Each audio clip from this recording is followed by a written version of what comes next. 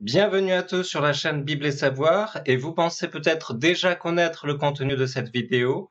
Eh bien, je vous annonce un argument qui est très peu employé et que je trouve très convaincant, très intéressant. Cet argument, nous le verrons au milieu de vidéo, et c'est peut-être celui que je préfère concernant le droit de faire des images. Nous verrons aussi pourquoi il est permis de rendre un culte aux images.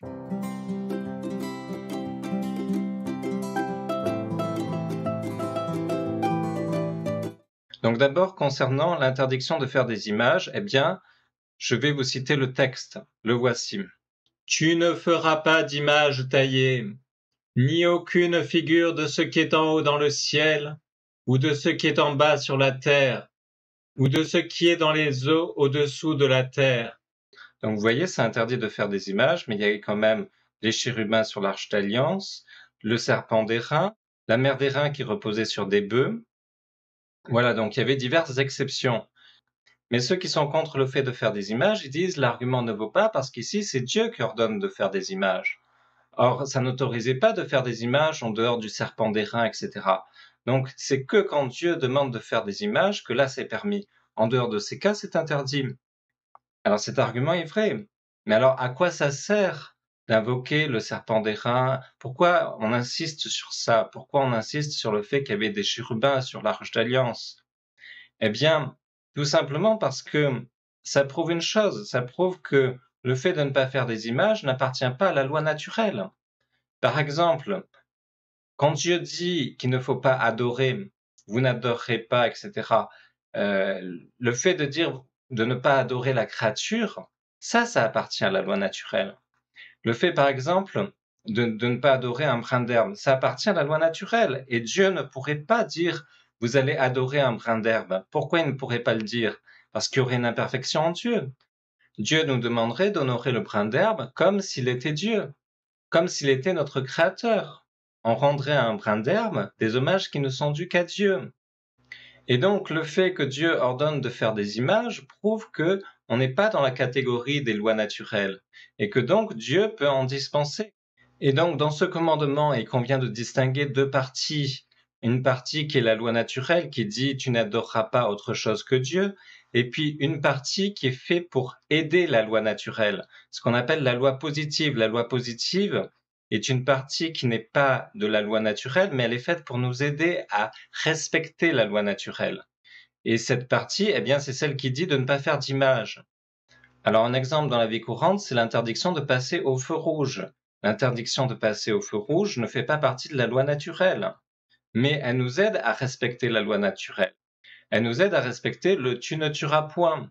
Et maintenant, supposez qu'un jour, on invente des voitures tellement puissantes qu'elles ont des systèmes qui leur permettent de ne jamais rentrer dans un obstacle. Eh bien, dans ce cas, l'État, il peut supprimer cette interdiction de passer au feu rouge. Pourquoi? Parce que la raison de cette interdiction a disparu. Donc, vous voyez que si la raison de l'interdiction disparaît, la loi peut disparaître. Mais alors, ceux des protestants qui disent que l'on n'a toujours pas le droit de faire des images, eh bien, ils disent, en réalité, Jésus-Christ n'a jamais dit que cette loi est abolie. Oui, d'accord, Jésus-Christ n'a jamais dit que cette loi était abolie, mais il n'a jamais dit non plus de faire le Nouveau Testament, d'écrire le Nouveau Testament. Il ne l'a jamais dit. On ne le trouve nulle part. Alors peut-être qu'il l'a dit, mais c'est pareil pour les images. Peut-être qu'il a dit aussi que maintenant on pouvait faire des images. Et de toute façon, une chose est sûre, c'est que l'Église, au sujet de laquelle il a dit que les portes de l'enfer ne prévaudront point contre elle, eh bien cette Église, elle permet le culte des images. Et qu'a dit notre Seigneur aux apôtres? Eh bien, il a dit, ceux qui vous écoutent m'écoutent, ceux qui vous méprisent me méprisent. Et donc, en écoutant l'Église, eh bien, c'est Jésus-Christ lui-même que l'on écoute. Et puis surtout, il y a un autre argument auquel les protestants, je pense, seront plus sensibles, et c'est un argument que j'aime beaucoup, c'est un argument que j'aime énormément, qui est peu connu, et je l'aime beaucoup parce que quelque part, eh bien, il préfigure l'avènement de notre Seigneur Jésus-Christ. Et curieusement, eh bien, cet argument, il se trouve dans l'Ancien Testament. On aurait pu penser qu'il se trouvait dans le Nouveau Testament. Mais en fait, non. Il se trouve dans l'Ancien Testament. Dans ce passage, il est énoncé la raison de l'interdiction. Puisque vous n'avez vu aucune figure le jour où Yahvé vous parla du milieu du feu en Horeb. Prenez bien garde à vos âmes, de peur que vous ne vous corrompiez et que vous ne vous fassiez une image taillée, figure de quelque idole, image d'homme ou de femme, toute image d'animal qui vit sur la terre, toute image d'oiseau qui vole dans le ciel, toute image de bête qui rampe sur le sol, toute image de poisson qui vit dans les eaux au-dessous de la terre, de peur que, levant les yeux vers le ciel, et voyant le soleil, la lune et les étoiles, toute l'armée des cieux, tu ne sois attiré à te prosterner devant eux et à leur rendre un culte, eux que Yahvé ton Dieu a donné en partage à tous les peuples qui sont sous le ciel. Donc là, il faut se souvenir que Dieu nous a donné 3 grandes lois. La loi de nature qui s'étend d'Adam à Moïse, la loi de crainte qui va de Moïse à Jésus-Christ, et puis la loi d'amour qui commence à Jésus-Christ et qui continue jusqu'à son retour. Alors, la loi de crainte, eh bien, elle a été instituée sur le mont Horeb, sur le mont Sinaï, nous l'avons vu, et elle a été instituée dans le feu, c'est-à-dire dans les éclairs. Et donc, la raison de l'interdiction des images, c'est quoi? C'est que quand Dieu a institué sa loi de crainte, quand il est apparu à Moïse à l'Horeb, eh bien, il n'est pas apparu sous forme de figure. C'est ça. Le passage vraiment important ici, c'est « Puisque vous n'avez vu aucune figure le jour où Yahvé vous parla du milieu du feu en Horeb.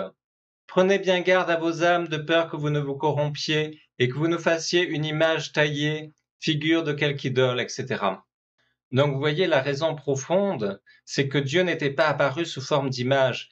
Et là, une fois l'incarnation accomplie, il est clair que ce passage faisait référence à l'incarnation. C'est pour ça que je l'aime beaucoup. C'est parce que depuis que notre Seigneur Jésus-Christ est apparu sous forme de figure, eh bien cette loi, elle perd sa valeur. Et elle perd sa valeur du simple fait que Dieu se soit incarné, du simple fait que quand il est venu instituer la loi d'amour, eh bien, il ait pris une figure humaine, qu'il soit devenu réellement homme comme nous, qu'il ait pris notre chair, eh bien, du simple fait, cette loi était abolie. Et donc, ça ne sert à rien de citer ce commandement, puisque vous n'avez vu aucune forme le jour où Yahvé vous parla. Alors, pourquoi Dieu interdisait-il de faire des images dans l'Ancien Testament? Eh bien, parce que les païens péchaient doublement en faisant des images. Premièrement, ils prétendaient représenter ce qui se passait réellement dans le ciel. Ainsi, quand ils représentaient Dieu sous la forme d'un homme, ils prétendaient que Dieu avait réellement cette forme dans le ciel.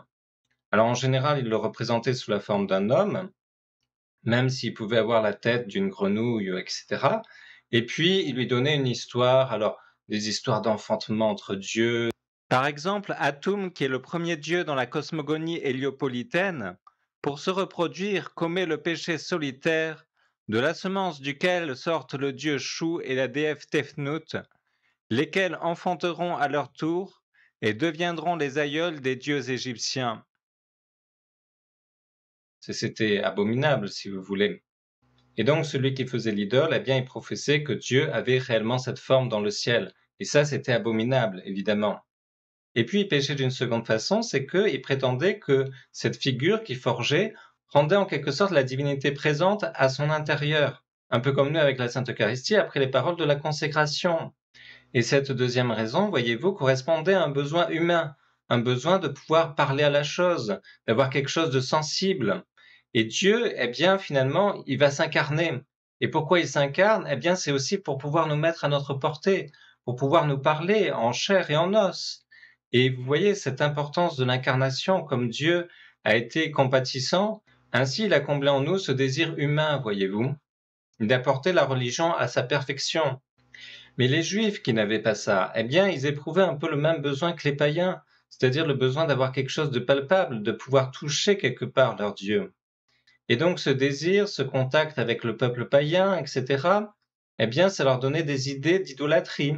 Et c'est pour ça qu'on a eu le veau d'or. Et pour le serpent d'airain, c'était pareil, c'est-à-dire qu'il y avait un péril d'adoration. Et donc Dieu a ordonné de faire détruire ce serpent d'airain. D'autant que ce serpent d'airain, vous le savez, était une figure du Messie Dieu. Et donc il y avait un risque de confusion entre la figure et le figuré. Et puis il faut dire une chose, c'est que ce commandement interdit toute image. Et je ne connais pas de protestants qui se privent de faire une photo d'une fleur, d'un animal.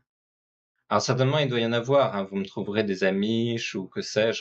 Ce qui veut dire que vous ne pouvez pas photographier les animaux, vous ne pouvez pas faire un film sur tout cela, etc. Et aussi, ce que l'on peut remarquer, c'est que l'idolâtrie a pratiquement disparu de la Terre depuis l'incarnation.